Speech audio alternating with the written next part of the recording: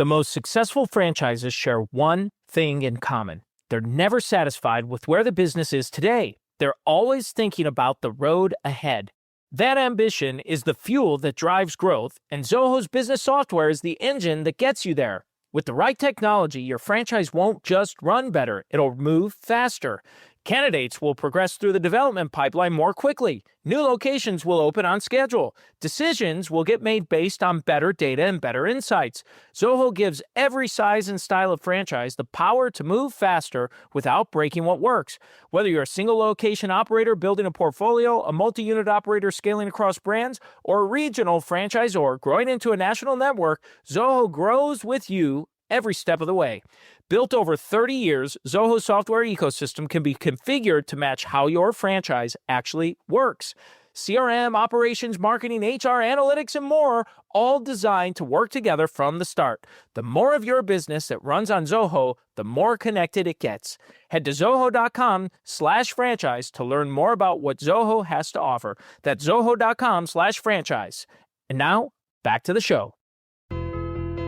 Welcome to the Multiply Your Success podcast, where each week we help growth-minded entrepreneurs and franchise leaders take the next step in their expansion journey. I'm your host, Tom Dufour, CEO of Big Sky Franchise Team, and as we open today, I'm wondering if you have ever thought about what goes through the mind of a potential franchisee or someone thinking about buying a franchise. What are they thinking? What's driving them to make their decision? Well, our guest today is Kevin Brauer, and he's a franchisee and shares a bit about his story and his vision with us.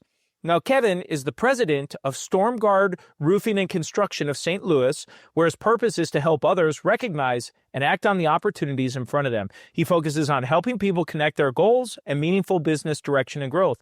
Before becoming an entrepreneur, he built his career in corporate America, and over the past 13 years, he's grown his franchise alongside his family, his wife, 2 sons, and brother. And today, he's actively transitioning leadership to the next generation. You're going to love this interview, so let's go ahead and jump right into it. My name is Kevin Brauer. The company name is StormGuard Roofing and Construction. We're part of a franchise, and we're in the St. Louis location, and I'm the president of the organization. Excellent. Excellent. Well, Kevin, we interview on our show a lot of franchisors. We also interview experts that maybe support business owners, business leaders, and franchisors. But we have not had as many franchisees on the show. And so I'm really excited to have you on and just to share your perspective of being a franchisee. So what led you to this whole idea of finding a franchise? I had been in corporate America, so we didn't start a franchise until I was 45. So I spent all my life in corporate America. So I was in distribution, industrial distribution, and then I was in tubular fabrication as a manufacturer for a while. And then I was also in a manufacturer, but as a rep for a tape manufacturer. And so really had a lot of experience there. My life consisted of a lot of traveling. I missed a lot of my young family's life growing up because I spent, 100 plus days on airplanes plus, overnights. And so Monday morning I would get up and go to my bus, which was an airplane, and go to wherever I was at. I'd get home Thursday or Friday and did that for a long time. Obviously I was 45 before we started this company, and my wife so kindly put her foot down and said, you've traveled enough. I'm ready for you to be home. She knew I always wanted to start a business. It had been one of my goals and just one of my markers that I had put up.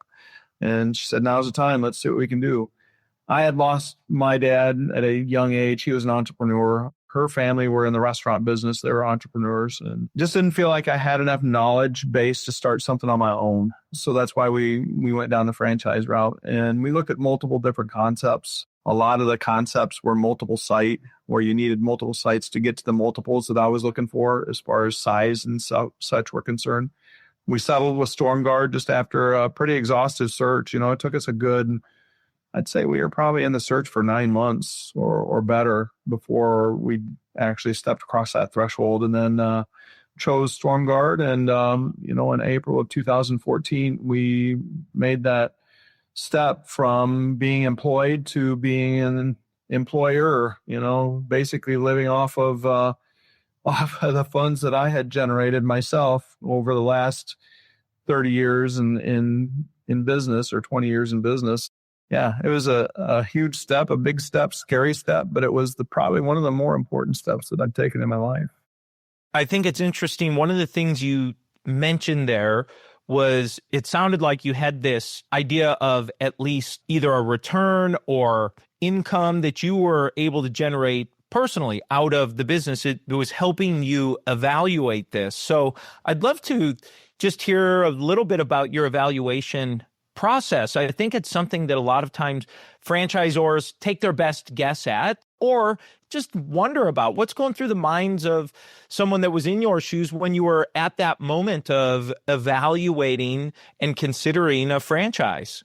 It's really a great question. And I have the opportunity and blessing to talk to other franchisees, potential franchisees that come on when we have, they interview us when folks are coming on board. But really going back to that time when I was trying to really understand what it meant, we had already made the decision that we were going to be entrepreneurial. Okay. So now at that point, I wasn't willing to work for somebody else. I needed to try this on my own, whether I made it or not.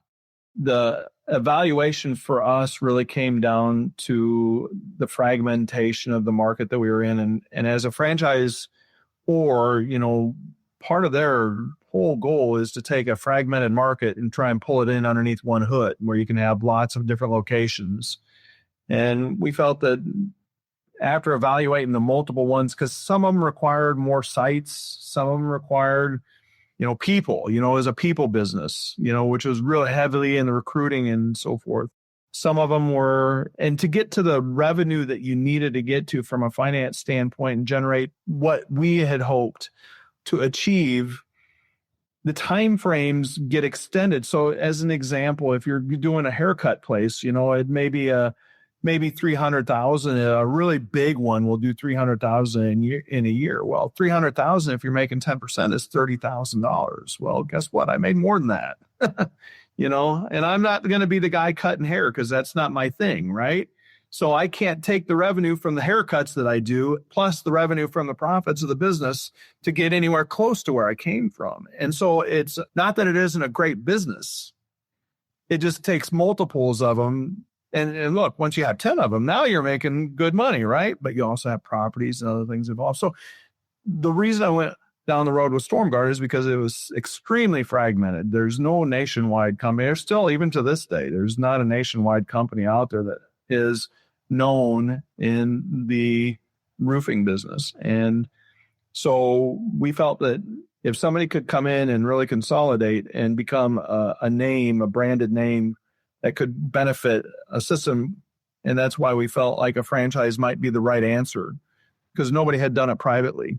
And so that's how we really chose this path.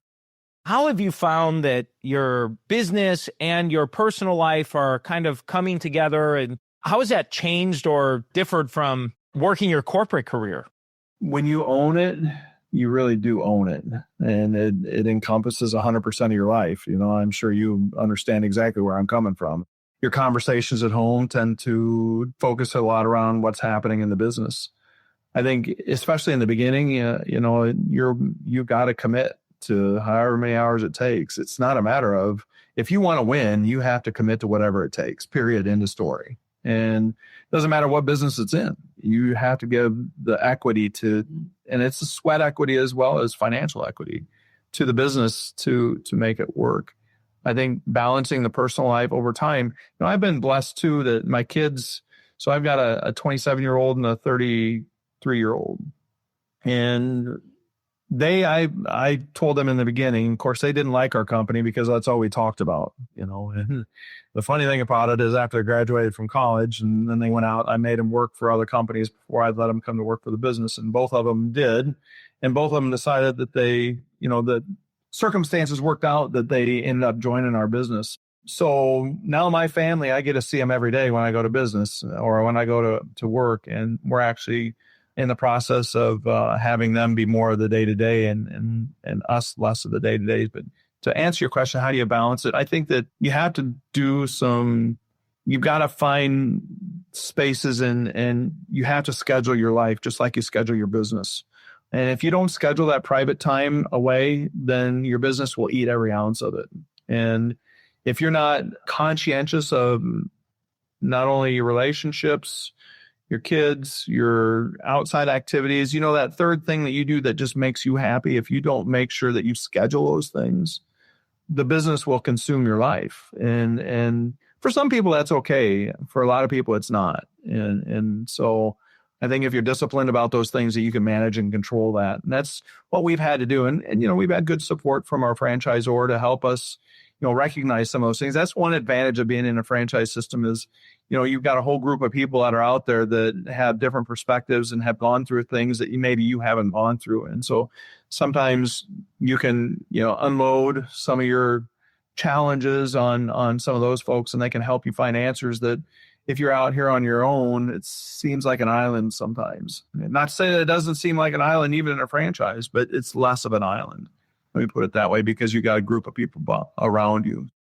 You talk about the franchise having a network and people to support you. Are you referring to the franchisor, your fellow franchisee?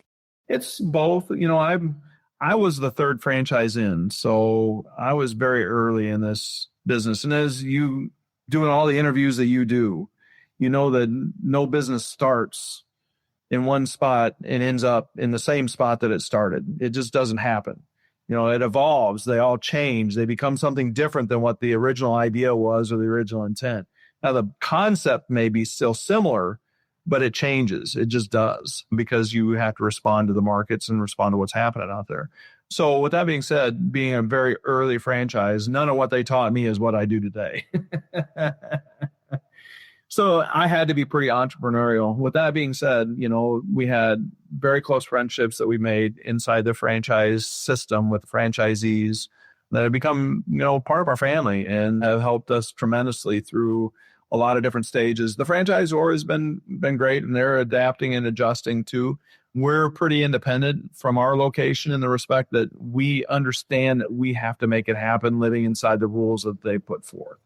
We don't fall back on them to expect them to help make our business, because honestly, the franchisor is not in charge of my success. I'm in charge of that. And I have to make sure that we function as a team through the great times and through the really challenging times, because you get all of them. It's no matter how good the concept is, you get times that just don't seem to be working as well as others, and then sometimes it's just to the moon and you're like, oh man, this is the best thing since sliced bread. And other times it's like, holy mackerel, now what do I got to do to make this thing happen and get it back on track? Every business, I think, goes through these cycles. So we're not unique to that. If someone ends up listening into this, or they're interested in learning a little bit more, how can someone learn more about what you're doing or get connected? LinkedIn, I'm certainly, lots of folks I'm connected there on LinkedIn, as I'm sure many of them are. You can follow our StormGuard page. That gives some information about, our business and what we're doing. So my wife and I are pretty active in it. So she runs all the social media stuff. So you're getting a feel for, what our conversations are every day. I'm always trying to find groups to be a part of that discuss business, because I just enjoy, helping people in business. My purpose is to help people find opportunities. That's why I'm here on earth. That's what I do. And whether it's through my business, whether it's through my spiritual side, or whether it's through my friends, whatever it is, through golf, I hope that I always bring that aspect to the table, that I listen to what people are doing and hopefully can help them, find opportunities that are in front of them. But that's why God put me here. And so I have to live that out each and every day. So I'm always looking for, opportunities to find camaraderie and conversation. So I think those are probably the best groups. Somebody can email me. Perfect. Well, Kevin, this is a great time in the show. We ask every guest the same 4 questions before they go. And we like to ask if you had a miss or two on your journey and something you learned from it. Yeah, I think we all have misses. There's no question there's going to be misses. Bringing family in is not a miss. It's been one of the greatest benefits, but it certainly could have been a miss.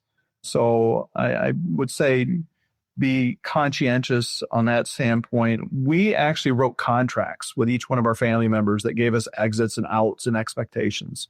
And so if there's one thing that, and maybe that's more of on the win side, I don't know, but it's just, if you bring family in, be wise, because your family unit is more important than what the business will ever be. As I said to you, I'm more of a forward looker, so I don't look back at my misses too much, but they definitely determine my trail and my path going forward.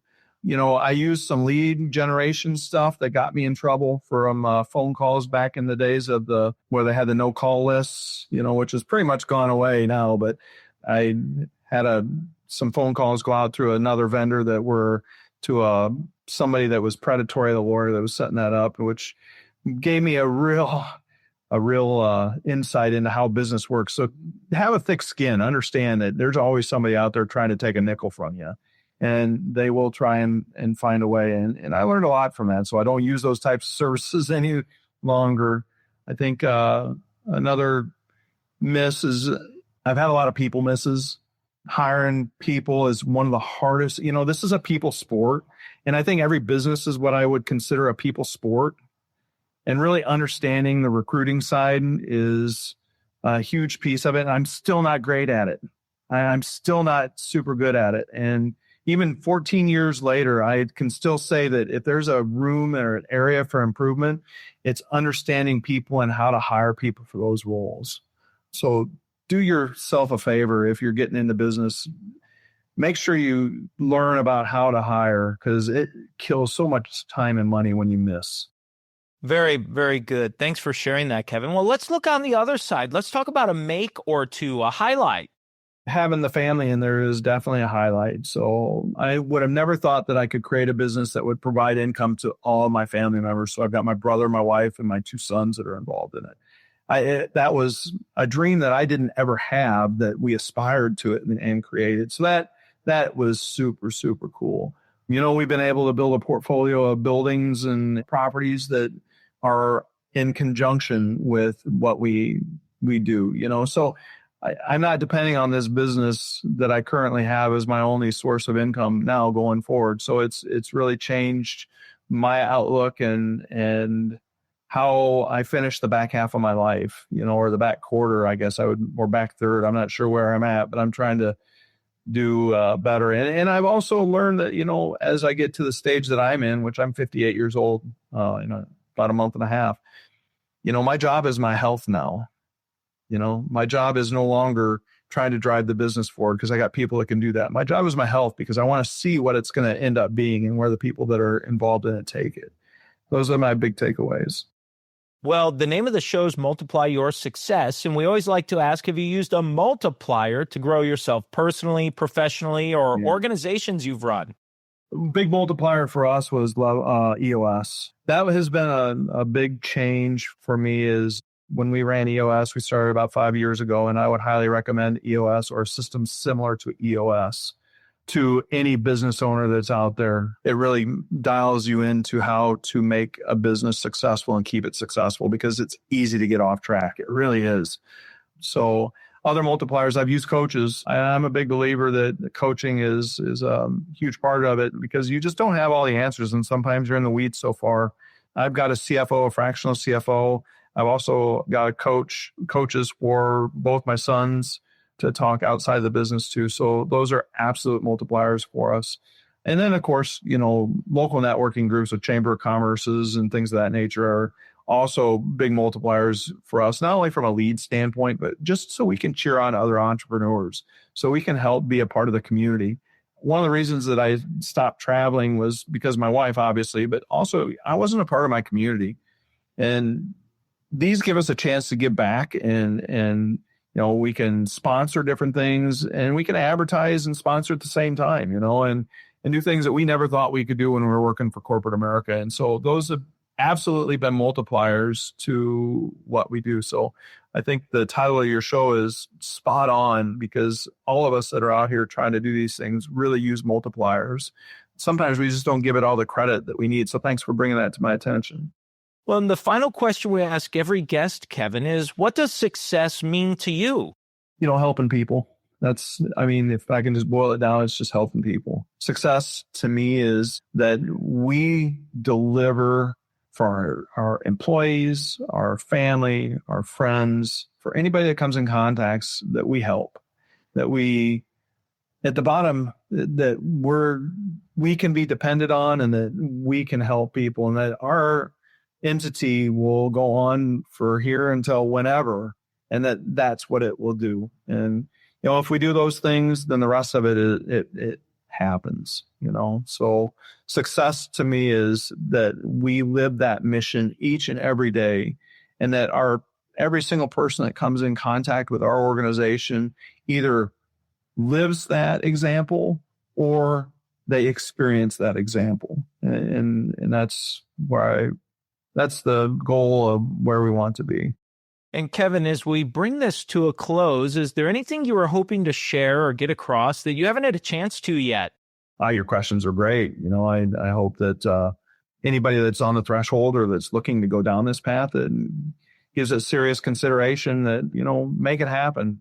You'll never regret it. You'll learn more about yourself than you ever have, whether it's franchise or whether it's a personal ownership. It doesn't matter. I think franchises have their place and personal ownership has its place.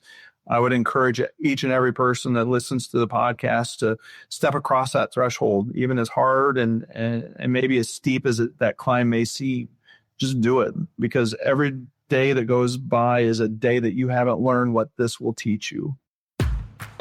Kevin, thank you so much for a fantastic interview. And let's go ahead and jump into today's 3 key takeaways. So takeaway number 1 is when he talked about what led him to franchising. And he had, in my opinion, what sounds a lot like a classic franchise experience, where he had been in corporate America for a long time and traveled a lot and was gone a lot and decided it's time to do something on our own, and thought that he didn't quite want to do his own business, but rather a franchise business and go that direction. Takeaway number 2 is when he talked about changing from corporate employee to a franchisee. And I loved the quote he said, "When you own it, you own it. When you own it, you own it." Meaning you have to commit to whatever you're doing to find success and to make it work. I thought that was great.